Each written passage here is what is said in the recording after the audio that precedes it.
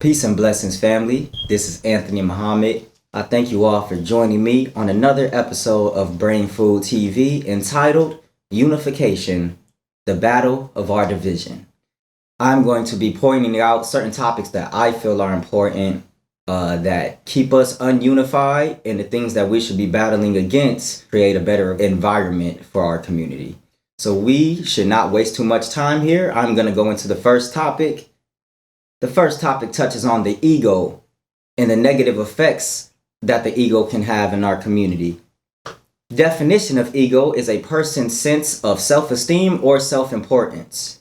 We all can agree that we all should have a certain amount of self-importance that we hold to ourselves. I think we all can agree that it's good to have a healthy amount of self-esteem. But I think once you start putting those things over the whole, the ego is something that can blind you from joining with the whole to do something that is beneficial for a group of people. You may not see the importance of the group because your ego is bringing you back to that self-esteem and self-importance. I think that it is good to balance that out and know what you can contribute to the whole rather than taking what you have to try to create something for yourself and dismissing the benefit of the whole. The next topic is communication. Communication is very important. The definition of communication is the imparting or exchanging of information or news. How can we figure out the problems that need solutions in our community if we cannot properly relay the problems that are in our society? That form of communication, we improperly communicate. There is no way that we can talk about what needs to be done if we cannot communicate the problems that arise in our society. You cannot understand me, my practice, my belief, if we do not get a understanding of what I practice and believe. And then I could look at your goal and say, I can see why you would practice that to fulfill that goal. This is my goal. You should be able to see why I practice a certain way to fulfill a certain goal. But it seems like we can't communicate. It seems as if our educational system has left us without that aspect, proper communication. The next topic has to do with the difference between unity and uniform. Uniform or uniformity has to do with people thinking exactly alike, practicing the exact same things and holding the same beliefs and even dressing the same. You see, uniform, you can be within a school system, but your school may have a certain dress code and that is your uniform. But the unity of that school district is to get every child to the same mental capacity to be able to go on to the next level of education. So when we talk about uniformity, we're really not talking about anything important, and that's what we often confront each other about. We don't ask each other, brother, what is your goal? Sister, what is your end goal? What are you trying to accomplish with what you practice? We would rather look at each other, comments about what we see the difference in, because what our enemy has done with us through these past years we have taken away the value of what it means to be ourselves. So when we see somebody being themselves and we have taken the pride in something that we have gained and feel proud about, we try to push that because we don't know the value of unity. We only seem to know the value of uniform. But unity is much more valuable than uniform. A form of uniformity and unity is explained by the Honorable Minister Louis Farrakhan. He said, your mother might have told you that 6 plus 1 equals 7. Your mother might have told you that 4 plus 3 equals 7. Your mother might have taught you that 5 plus 2 equals 7. Every single mother is correct about this explanation. The thing is 7 important to us? Or is the 5 and the 2 more important than getting to that goal of 7? We can see in this community over here, 4 plus 3. Nah, brother, it's 5 plus 2. Do you know how ridiculous and dumb that sounds? You are saying the exact same thing in maybe 2 different ways. The importance of 7. I think that's what we should focus on. Not whether you are growing out your hair or cutting it. Not whether you are praying in this sort of way or this sort of way. not whether you call God Allah, God, whatever you may call it in your language. Those are the type of things that we fight on, and there is no point of progression that leads to a solution to that. And that ties into the next topic, which is the importance of what we believe and not what we do. I rarely have people walking up to me asking me, what is the doctrine that you follow? What are some of the principles, some of the characteristics of the nation that you come from? There are a lot of misconceptions about people thinking that being righteous has something to do with what you practice. Me personally, I can care less whether you pray to a tree, whether you take your praises or your practices to the animals. My thing is, what do you do after you come out of that worshiping? What are you doing for the people? Because everything will come to manifest as the truth anyway. And if you know the truth, then just live that truth within yourself. I don't understand how anybody can come out of their practice to see what somebody else believes rather than to compliment them on what they're doing. There once was a story of a man that was drowning in a river. The Hebrew Israelite threw out his rope, said, I could save the man, and his rope was too short. The Muslim man threw out his rope was too short. The Christian threw out his rope, and the rope was too short. The practitioners of Buddhism threw out their rope, and their rope was too short. Now they could either sit there and argue about whose rope is longer, or they can tie those ropes together, knowing that it will make a stronger rope and a longer rope to help save that man drowning in that water. But we have millions of people drowning in the sorrows and the misconception of life in America to where they are pursuing things that can benefit their full potential. We often benefit things that take away from the gift that we have inside. America is filled with sport and play, but at this time, I feel it is as if it is important that we look aside from that to see how we can benefit our next generation. The next topic that I feel generally affects our community and our unification is the effects of white supremacy. We could take it all the way back to slavery, and some examples from that is Mandingo fighting. Don't we have brothers that feel like they have to exert force to be able to prove that they are better than somebody else? They have to exert their authority because the lack of self-esteem within us. We go against a brother to show out for the people who have never done anything beneficial for us.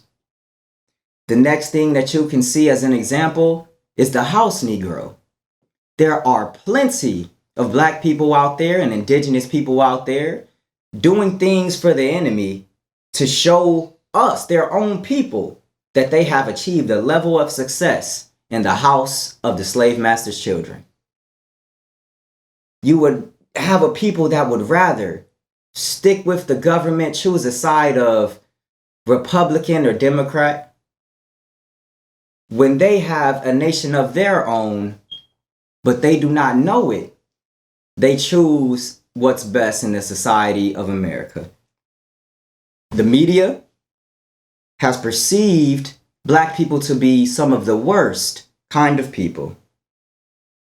The media, that is the tell-lie vision, we call it the television.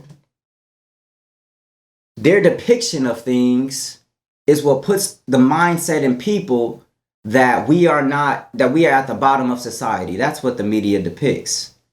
So we need to bring ourselves out of that to gain self-respect, and then people will start to respect us once they see that instilled within us. The depiction of Jesus and the angels as Caucasians was the first step to detrimental mindset of black people, because once they say that this is the Son of God, and you know that you are the son of somebody and you look like your father, you will start to compare in your subconscious mind that you obviously can't be a part or anything near close to God when all of the angels and the Son of God, who is supposed to be the Savior, is a Caucasian man. And in the Bible, it says that Jesus' hair was like lamb's wool and his feet were like burnished brass. So these are the things that we have been taught on purpose to feel less about ourselves so we could fight amongst each other in the society that America has brung up among us. Hollywood and the Hollywood industries have taken over some of the meanings and things of gangs that used to be positive to our community, put it in a movie to go against this gang and send it out to the world so that the new generation can see that and take that depiction of how to treat each other with blue and red. Coming to some of our final topics, which will be some of the most important ones, I would love to touch on the topic of envy. First, I would actually like to explain the difference between envy and jealousy. Jealousy is based on love and the love object and focuses on removing the rival. So I can be jealous about something that I love. You know, my friend can walk into the door and they can have something that I've been wanting for a whole year now. They got the shoes. Man, brother, man, I'm jealous. I'm jealous. But you're still showing love behind it because you have love in your heart toward that object. You see? Now let's talk about envy and how envy is stemmed from jealousy. Definition of envy is a feeling of discontent or resentful longing aroused by someone else's possessions, qualities, or luck. The Honorable Minister Louis Farrakhan did a lecture on jealousy and envy. And in that lecture, this is his definition of envious people. Envious people, their envy originates in hate and can be all-consuming, even murderous in intensity. It causes you to live a perpetual state of anxious competitive comparison, focusing on what others around them have and what they themselves lack until it makes themselves sick. How many of us are sick with that mindset? To where we see somebody has something and we start to either talk about them in a bad or negative way, or we start to even plot on them to take the possession of what they have gained through what they have worked for. I think that is a beautiful definition in comparison of jealousy and envy. You know, it's okay to be jealous sometimes. You might want a certain position that you've worked for because that's the line of duty that you love. And you may be jealous that you didn't get at that time, but it doesn't take you to an envious state of mind.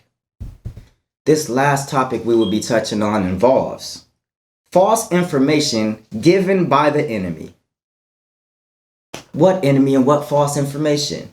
Let me give you an example of these organizations.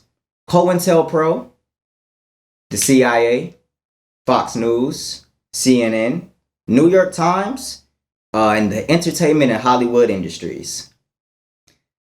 They have given us false information about Black leaders and indigenous leaders. They have given the world false information about people overseas trying to do something beneficial, but America's foreign policy has stopped them because it doesn't benefit the pockets of the White House. They took the meaning of the gangs and organizations, Crip and Blood. Do we all know what those two originally meant? Crip, Community Revolution in Progress. Blood, brotherly love overrides oppression and destruction. It was the people who run Hollywood who took the idea of something that was beneficial to our unification to make it something on the big screen and perceive it as a enemy territorial environment. Most of the things that we think we differ in is only in our heads and has been fed to us ever since our birth in this nation. If I hadn't made it clear, let me run through the things that keep us divided. Ego, a person's self-esteem or self-importance. Communication, the imparting or exchanging of information or news. Unity versus uniform, not thinking like me or doing exactly what I do, but working to get to the same goal. Focusing on what we do and not what we believe. What's right and not who's right, because that causes misconception. The effects of white supremacy, envy, and finally, false information given by our enemy. It is time for the indigenous people of the planet Earth to come together for a cause that is bigger than ourselves. I feel as if we all should take this time of crisis to find the importance of what it will take for the next generation to live a better life than ourselves. One thing that we all can do and that I would suggest is going to study this Final Call newspaper. And this is a black-owned newspaper that reports every month and tries to give and does give the absolute truth on what's going on in our community. I appreciate you all for sticking in there with me. This was a very important topic to me, and I hope that we all move on what was said today. I hope you all have learned something from this. This was a quick breakdown of what we can do. I'm on the solution-based thinking. As I grow more and study on the steps of how to get us there, I will be reporting that to you all.